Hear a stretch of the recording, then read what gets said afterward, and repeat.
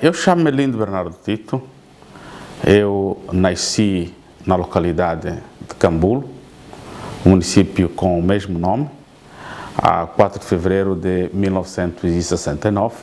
Eu, aí mais ou menos aos meus 7 anos, por vontade dos meus pais, emigrei para a província atual da Lunda Sul, porque naquela época era uma única Lunda.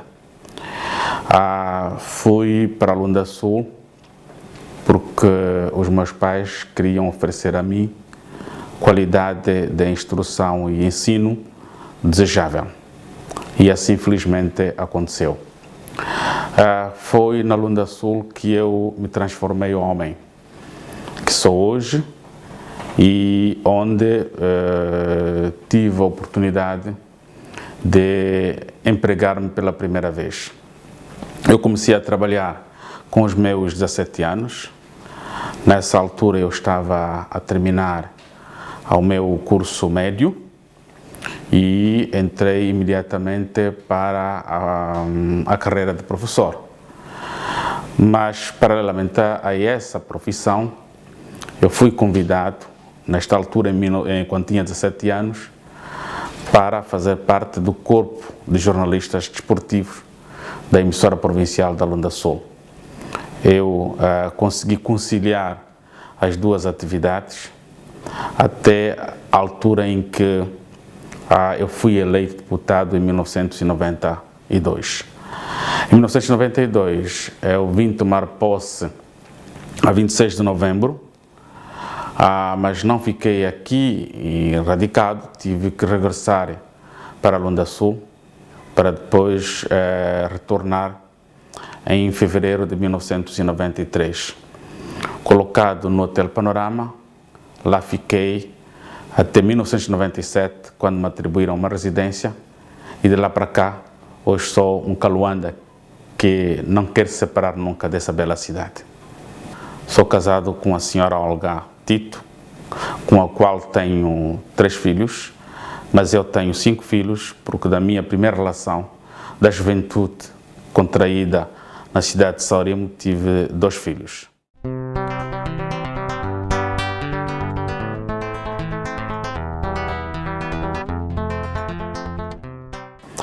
Sim, é verdade que eu, quando cheguei no Parlamento em 1992, fiquei surpreendido com o convite de ocupar a mesa principal da tomada de posse dos primeiros deputados da Assembleia Nacional, como o deputado mais novo, com 23 anos de idade. Foi para mim um momento de bastante emoção. E quero confessar que quando fui chamado, apesar de ter sido já avisado antes, eu fiquei hesitante. Uma sala cheia, que não me era habitual, pessoas que iria conhecer pela primeira vez, foi de facto um ambiente para mim muito difícil. Mas tenho isso marcado como um momento do início de uma carreira política que ainda prolonga nos dias de hoje.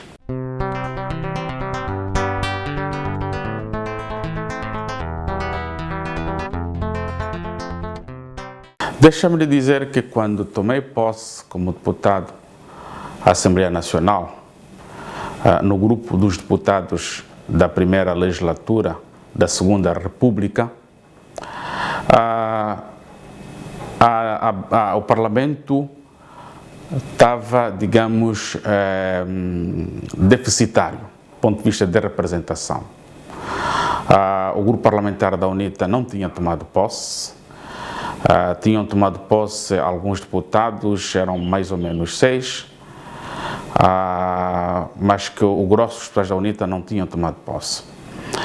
O Parlamento foi constituído pelo grupo parlamentar do MPLA, o grupo parlamentar do PRS a que eu pertencia, que tinha 6 deputados, da FNLA que tinha 5 deputados, do PLD que tinha 3 deputados e de outros deputados que tinham apenas eleito e de outros partidos que tinham eleito apenas um deputado. Num quadro como esse, da construção da democracia e de uma instituição parlamentar pluripartidária, houve uma solidariedade de todos os deputados, porque todos precisávamos de construir essa instituição no quadro em que vivíamos, num quadro de conflito armado. E os debates eram muito mais abertos.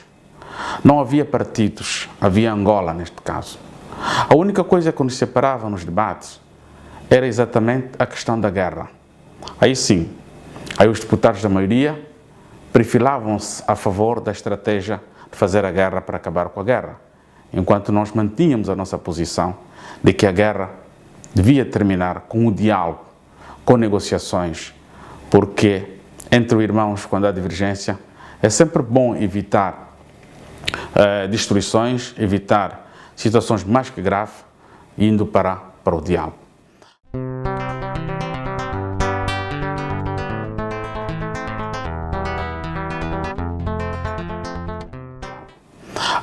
Foi um quadro em que construímos aquele edifício, aquela instituição, de um quadro de ampla participação de todos os deputados. Mas hoje, com honestidade, depois de ter regressado em setembro de 2012, reparei que o quadro mudou substantivamente. Todos os ganhos que tínhamos obtido na primeira legislatura tinham sido deitados à terra. Quero dizer que nós retornamos a uma situação de uma democracia controlada e uma democracia dirigida, com o fim único de realizar as eleições para a manutenção do poder político. Nada mais do que existe, pois o debate parlamentar ficou confinado a pequenas questões, porque aquele regimento interno, como nós chamávamos, foi substantivamente modificado, cortando e coartando várias liberdades e direitos que eram consagrados naquele instrumento anteriormente.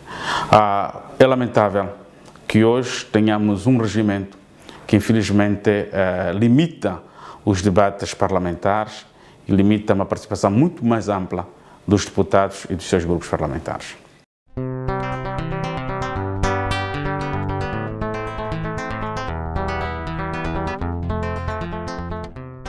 Bom, a questão dos assistentes não existia na altura, porque naquela época, num quadro de guerra, os esforços financeiros eram totalmente canalizados para a situação da guerra. A questão do assistente surgiu já na segunda legislatura e agradecemos, felicitamos os deputados que a introduziram, porque qualquer democracia, qualquer parlamento forte é aquele que tem que oferecer condições de trabalho aos seus agentes, nesse caso aos deputados. E os assistentes têm exatamente um elemento essencial de trazer para o debate político qualidade, ajudando os deputados.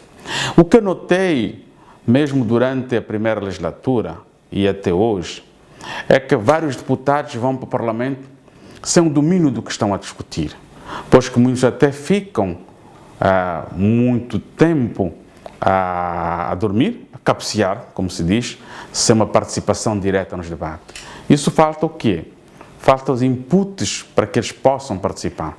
E que tem que dar? Tem que dar exatamente o seu assistente. Repare que o deputado é um político, o deputado não é um técnico, pois que ele tem que ter um técnico para lhe garantir, lhe conferir e lhe indicar caminhos que deve seguir do ponto de vista técnico. Ele elabora pensamentos teóricos políticos, mas o técnico conforma-os segundo os conhecimentos científicos que o técnico tem. A qualidade da nossa democracia, a qualidade do nosso Parlamento depende exatamente das condições de trabalho que forem atribuídas aos deputados e aos outros agentes da democracia.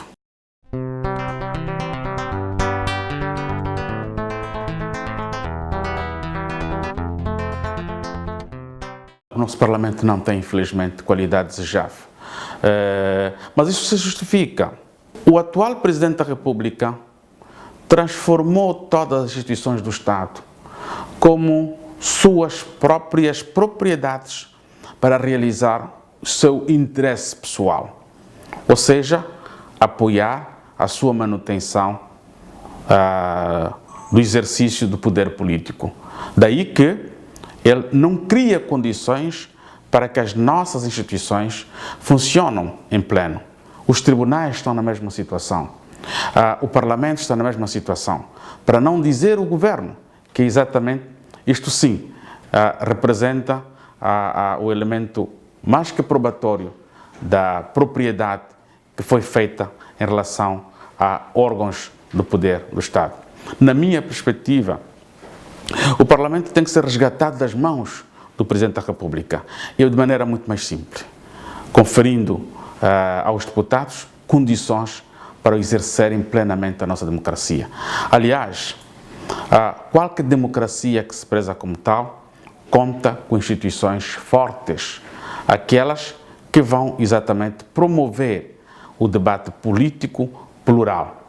E eu sou contra a opinião segundo a qual os homens devem ser mais fortes que as instituições. Não, na democracia são as instituições que são mais fortes que os homens. Mas no nosso caso não. Fortaleceu-se poderes do Presidente da República e enfraqueceram-se as instituições. Como pode perceber, o atual Presidente da República manda em tudo e em todos.